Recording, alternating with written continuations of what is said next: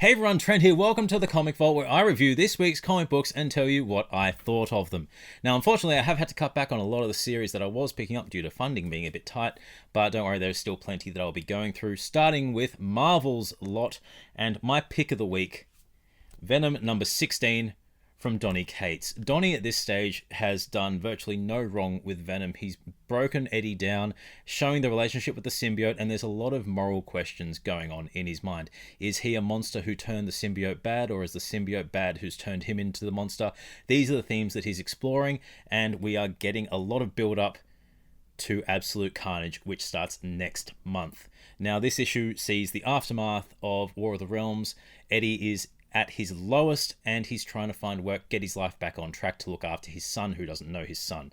There's a lot of little plot devices moving along the way where he confronts his past, in particular Sin Eater, who has been overrun and resurrected by Carnage. So once again, we are getting this set up for Absolute Carnage, with Eddie essentially at one of his low points and uncertain if he can trust the symbiote. And this is where Juan Gedeon, if I pronounce the name wrong, please forgive me, does amazing work on the art. Venom looks hulking in this. It looks like a monster. It looks like something that can't be trusted. And that is complemented really nicely by a colorist who's on colorist Jesus Aburtov. Jesus Aburtov. It just looks absolutely phenomenal. It kind of has a street art kind of feel to it. Like Eddie's got this really thick beard. All the shading and all the inks are just really heavy and weighing down. It's a great book, and it just pops off the page. Venom looks menacing. I'm loving what Donny is doing with this, and the art complements it perfectly. Like, look at that. That's absolutely beautiful book. I highly recommend it. There is a printing error in this issue, so I'm sure Marvel will either do a retraction or a second printing to make the adjustments. There are a couple of dialogue boxes missing on page 3, the splash page.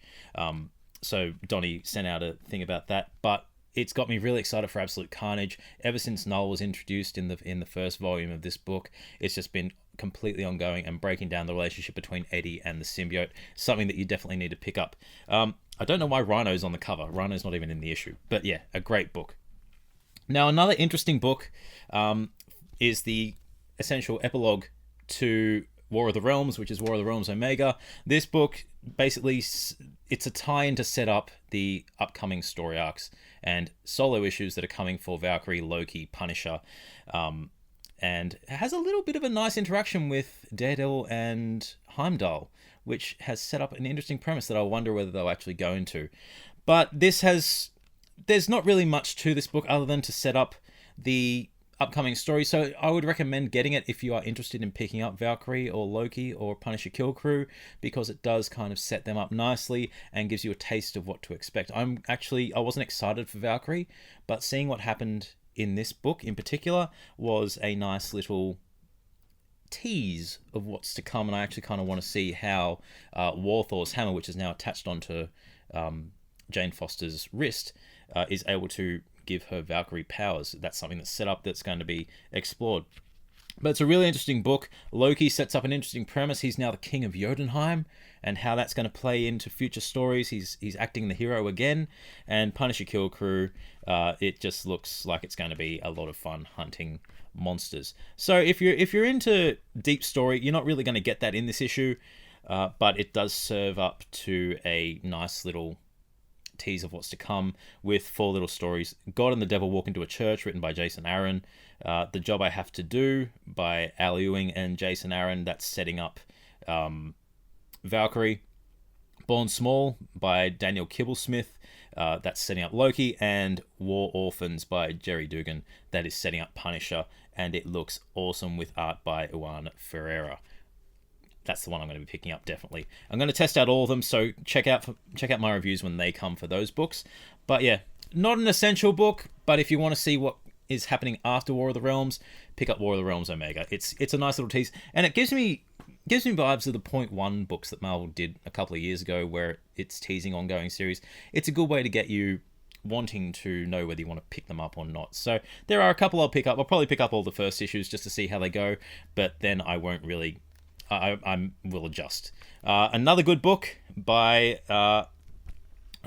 who's it by this? Who's this one by? I actually didn't look at the creative team behind this. It was a really interesting book, Weapon Plus, detailing the secret history and connection of Wolverine, Phantom X, and Captain America, and the mysterious Weapon XXX or Weapon 30 program.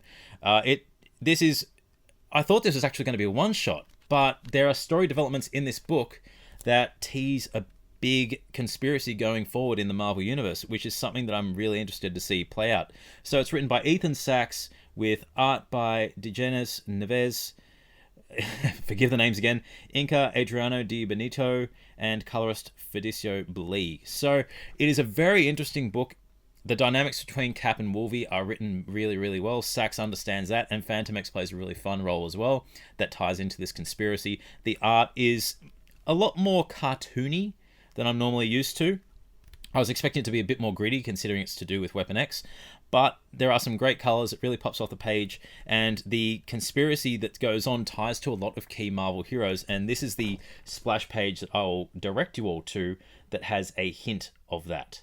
So there's a list of names up in the corner that have been experimented on, and the last page of the book, which teases the next series called Weapon Plus, Weapons Free, also has a nice little hint of what's to come. So I actually really enjoyed the book.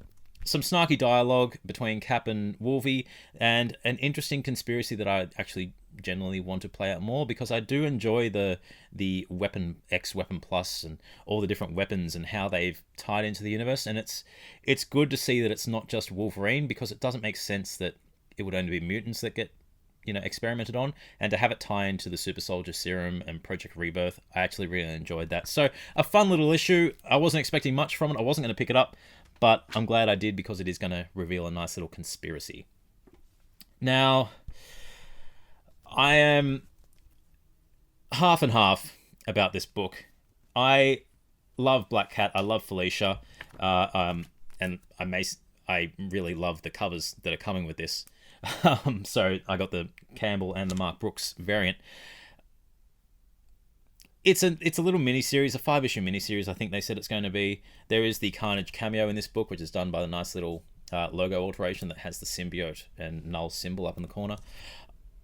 It's fun. It's a heist book.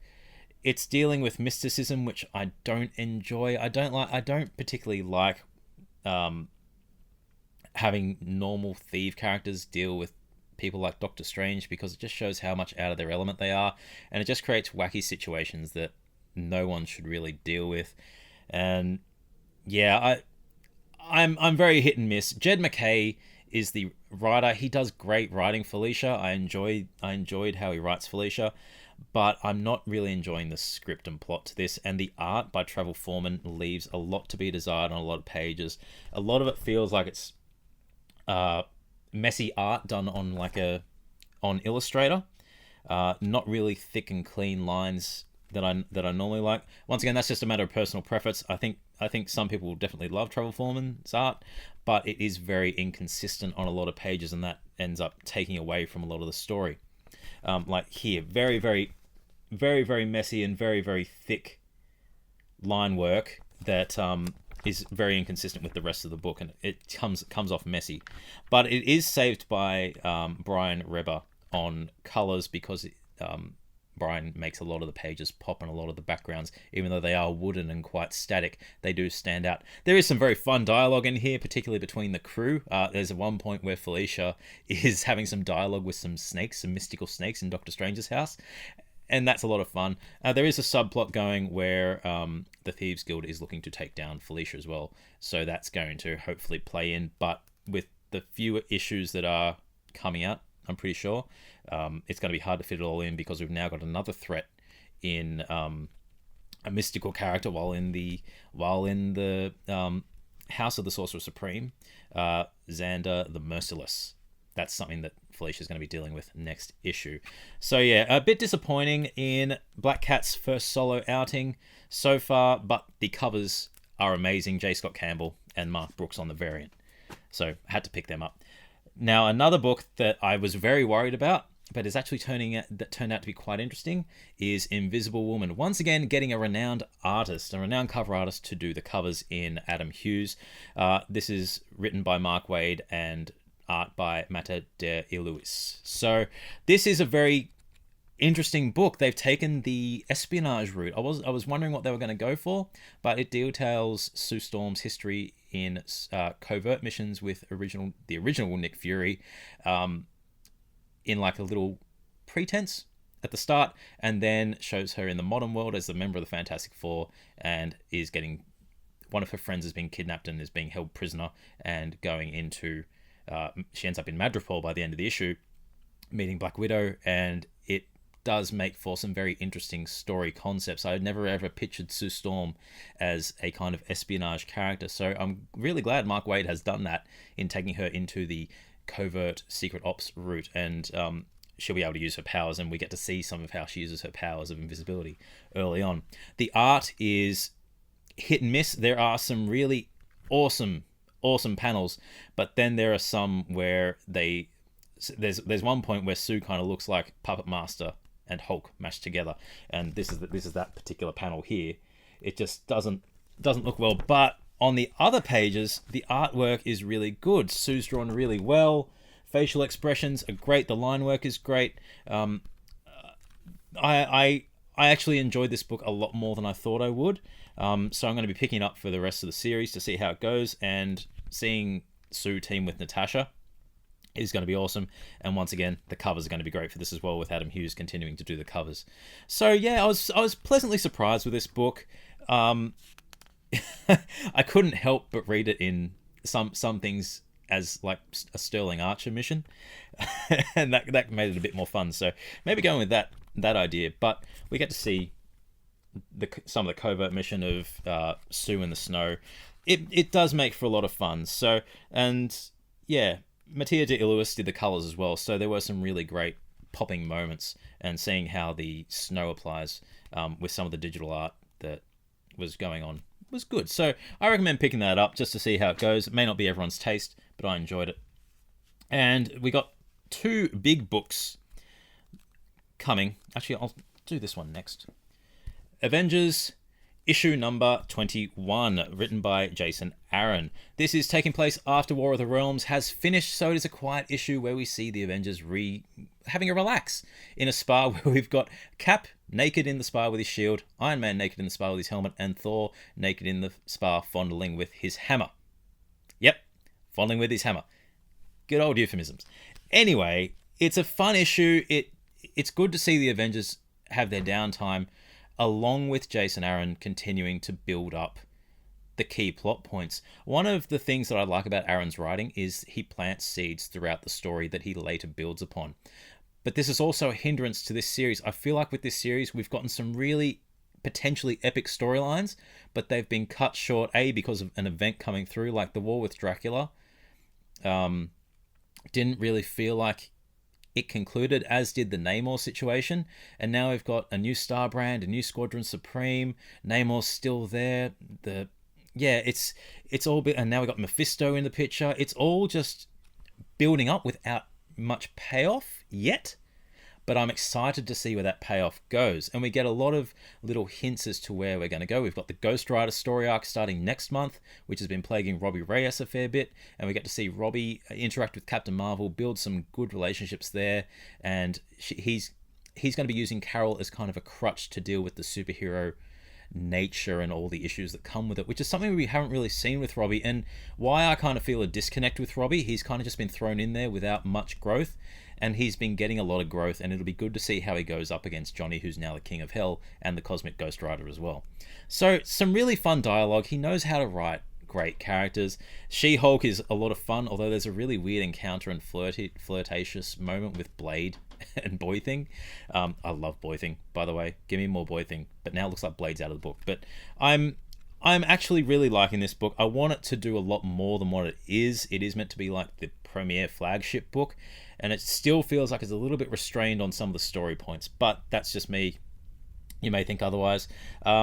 We've got Jason Keith on colors, and who else have we got? Jason Masters on art. I like it. I like it a lot.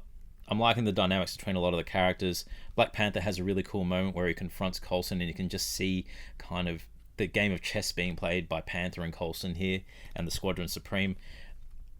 Not action-packed by any means, but essential to what's coming forward, and to see that there is that suspense and tension between the Avengers and the rest of the world still. They aren't at the forefront of being the protectors of the universe, despite the threats that they've encountered with the Dark Celestials and all that. There is now a new team in town in Squadron Supreme of America, and the Avengers are trying to combat that. So very interested to see where they go. Very interested to see what Big Red up here does in future.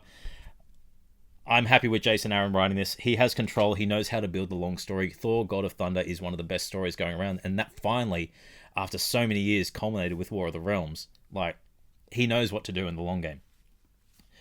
And Spidey issue 25, touted as an essential mega issue. 60 pages of Spidey Mania, written by Nick Spencer and drawn by Ryan Ottley. Thank God Ottley is on this book. He is amazing.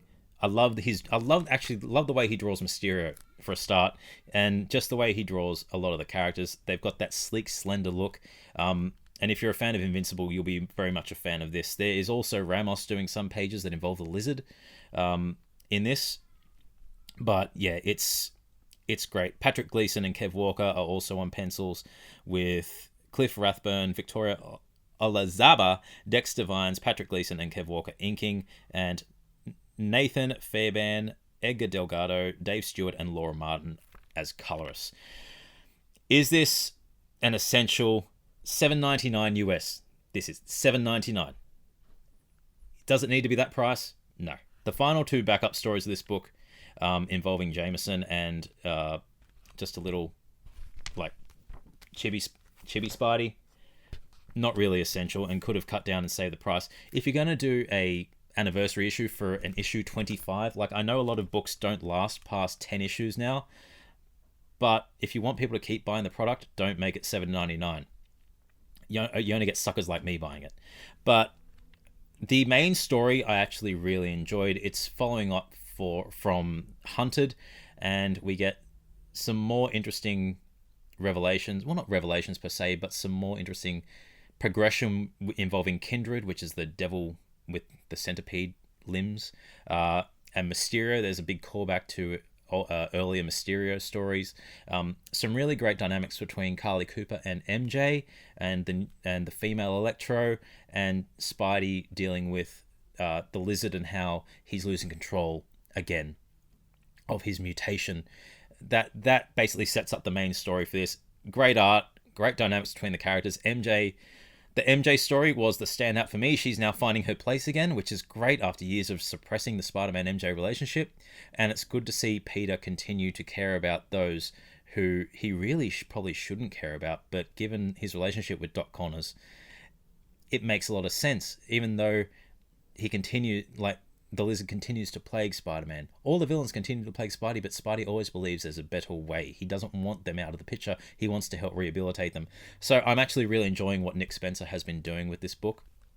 I was very apprehensive when he first started on, but he has quickly grown a lot of confidence in me, particularly after Dan Slott's run ended, and I'm very excited to see where this whole Kindred storyline goes, because it's focusing on a lot of what Peter is, renowned for, and that is his friends and family. So yeah, Spidey 25, pick that up. $7.99, big price tag, but great art by Ryan Ottley. Recommend it. Now let's get on to DC. Batman 74, written by Tom King. I've been a staunch defender of Tom King for a long time. I know a lot of people don't like his writing, and I have to say his last couple of storylines, particularly the Nightmares and this one, I have not been a fan of, and I think he needs to wrap up his run very, very soon, because it seems like he's just doing a lot of filler and he's lost sight of his original goal. But I enjoyed this book a fair bit. The Fall and the Fallen, I think this is called. Yeah, the conclusion. Drawn by Mikkel Yannon and coloured by Jordi Belair. The colours in this actually are phenomenal. For a desert landscape where there's not much, vibrance and there's not much detail, the colours that are actually in this book are awesome. And unfortunately, Janen's art kind of does fall a bit short because he's not dealing with the immense detail and gothic landscapes that have been in previous books. But for what's in there, particularly when Bruce and Thomas enter the cave and the details on the body, really good art. The colors set the tone, it sets the mood, and there's a nice little kind of poetic storytelling to this issue that kind of brings the story back on track to showing how Bruce is going to like deal with the situation Bane has put him through and all the torture and torment. It does feel a little bit rushed, particularly after the very disappointing last issue, but it's good to see Bruce start to get his gall back and get his confidence back after he's been mentally and physically broken by Bane. And it's good to see what Thomas, even though he's worked with Bane, which I find weird to kind of want to help Bruce in this way, I'm still not a big fan of it. But the dynamic between father and son in this, with Thomas wanting what's best for Bruce and Bruce wanting to continue to be Batman and get rid of the family that Thomas is promising, is I actually really enjoyed it. Really good dynamic. And the script that Tom King put over this was really good, retelling the story of the animals in the pit. So really good book. It's got me excited for issue 75, City of Bane, which starts next issue. But yeah, some really great dialogue and some great art in this. So Tom King's back to fine form with this one. Another book by Bendis. There's a couple this week. Superman 13. This recounts a lot of Krypton's history, so we're getting a lot of things that we've seen before with Krypton's destruction, once again with a new twist, a Bendis twist to it, and the council that Jor-El confides in may not have the best interests of Krypton at heart. There's a conspiracy involving, did Rogozal actually destroy Krypton? Was it Brainiac? Was what destroyed it? Why didn't they believe Jor-El? I am not a fan of the story. I did like Bendis taking over initially, but it did get a little bit... It seemed like a lot of the plot points that have been established previously, particularly with John and the family element, have been kind of rushed through. Like, we didn't get to see John grow up. But I do like myself a good conspiracy. And if it adds more layers, more essential layers to Krypton's destruction, I am interested to see how it goes. But I am much preferring Action Comics to Superman, which is ironic because there's much more action in Superman than there is in Action Comics. But Ivan Reis on art saves the book. He knows how to draw just fantastic characters. And we also get a second artist in Brandon Peterson for pages 1 to 19. So that has actually a really nice flowing effect for the previous story, which is set in when Krypton's alive, and the transition to the current times where Superman is basically yelling at Jor-El. So I'm really enjoying it, but I'm not enjoying it at the same time. I want to see where it goes, but I could easily skip this because, yeah, I don't know. It's part of the offer, and we get to see a little hint of what Lois gets offered by the non-deceased but deceased Lex Luthor. So yeah, Superman 13. Detective Comics issue 1007. This is interesting. A nice little kind of mystical horror book involving Jim Corrigan, the Spectre, and Bruce in Gotham City, trying to rescue Jim and working with the Spectre, who have both very much differing perspectives on how to deal out justice and punishment. Bruce obviously doesn't want to kill, and Spectre, who is vengeance incarnate, wants to destroy everything. So very fun, beautiful art. Kyle Hotz on art and David Barron on colors. This feels like a really old school horror book, similar to Jones's art in Batman City of Fear. Like, absolutely beautiful, gritty, grimy, dark inks, showing a lot of shadows, and the colors are nice and vibrant. Hyper detail in the cape and cowl. Everything in this just screams awesome book, and the story is is interesting, trying to rescue Jim from the cult of divine hands, who are Spectre worshippers who want to control the host for their own nefarious bidding. So it's a natural rescue tale where we get to see a lot of dynamics between Bruce and the Spectre play out, with Bruce not wanting to work with him to save Jim if Spectre doesn't change his methods. And it's good to see both of them use their own methods to, get the answers that they want. It's very much a detective story with two polar opposites working to find it. Great book, gritty, grimy. I've been disappointed with Detective Comics up until now. I didn't really like the Arkham Knight arc, but it's getting back on track with this, and I love it. Another great story that I'm enjoying, it's an origin retold, but I'm loving it. The Flash, Year 1, Issue 74, we're in Chapter 5, and Joshua Williamson and Howard Porter are nailing it. Porter's art in particular, absolutely beautiful, with hi-fi on colors, dynamic, really great, detailed, bright and vibrant. I'm loving this story. I'm loving the old Flash and the future, the old Flash and the current Flash, trying to save the day, but old Flash is captured by the old King Turtle, and it's going to be really interesting to see how Barry gets out of this, building on a lot of the Rebirth stories that have been going on, and Turtle wants to control all of the forces. So really good. I'm loving it. It's a lot of fun, and it's good to see Barry grow in this Rebirth world, and how his relationship with Iris flourishes. So really good for new readers and who want to know more about the Flash, particularly with the CW series still going. But yeah, really good for old readers as well. I'm enjoying it, and I'm a Flash guy. And the final main book that I picked up, Event Leviathan Issue 2. I am hit and miss by this book. Alex Maleev's art is awesome, on point, grimy, gritty, dark inks, heavy lines. I'm enjoying it. The story seems to have jumped a bit and is told a lot through either parallel story or flashbacks to deal with the Leviathan issue. And an interesting Plastic Man being written. It doesn't feel like Plastic Man at points, more like Elongated Man. But we see Bruce confront Jason Todd, who Damian has thought is a potential candidate for Leviathan. It's putting a lot of clues and emphasis on two people in this book, and that is Roy Harper and Jason Todd. So I wouldn't be surprised if they are actual red herrings, and the irony that they are red herrings when they are Red Hood and Arsenal, both red heroes. But still color me very intrigued. It is not as complex as Heroes in Crisis, and Bendis has promised a clear and obvious resolution. His question, the way he writes the question in this, is great. I want more question. And we're actually getting a Black Label series in November. The question, the Many Deaths of Vic Sage, I think it's called.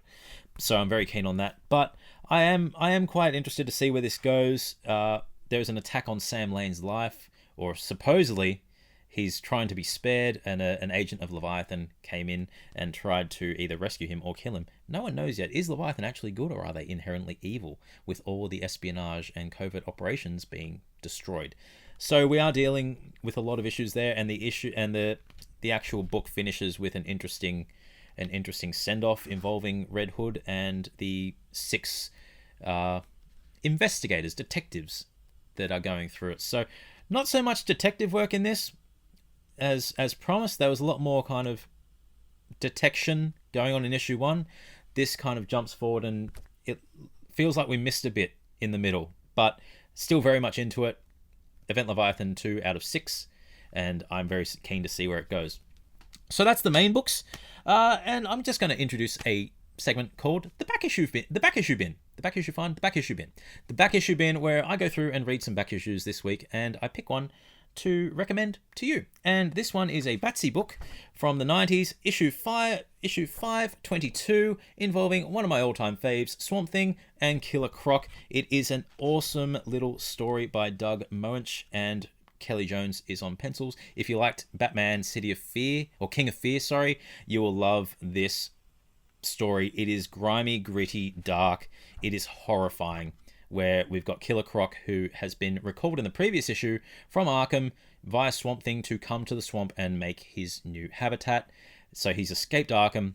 he's going around tormenting people, not killing them, but just he's letting his animal instincts take over, trying to find the swamp, the wet dark, he's calling it, with some amazing art by Kelly Jones and Batman in tow. Hyper detailed, heavy, bold colors, bold inks. I definitely recommend this. Jones's Swamp Thing is a hulking beast and a hulking monster. Like, that is just absolutely beautiful. A really fun book, simple premise, but it also has a lot of moral standpoints, particularly with Bruce saying that, you know, that Croc is a criminal who needs justice, and Swamp Thing saying, I can protect him and deliver justice through allowing him to be his natural self in the swamp, and he won't cause anyone any harm. So really interesting. I loved it. But yeah, that's it for Comic Vault this week. Let me know your thoughts on this week's comic books. Are there any that you want me to pick up, review? Do you disagree with any opinions? Tell me your thoughts. I love hearing them. And yeah, let's make this a friendly, positive community. I'm Trent. Follow our handles at Fortress Nerds. And as always, you're watching the Comic Vault.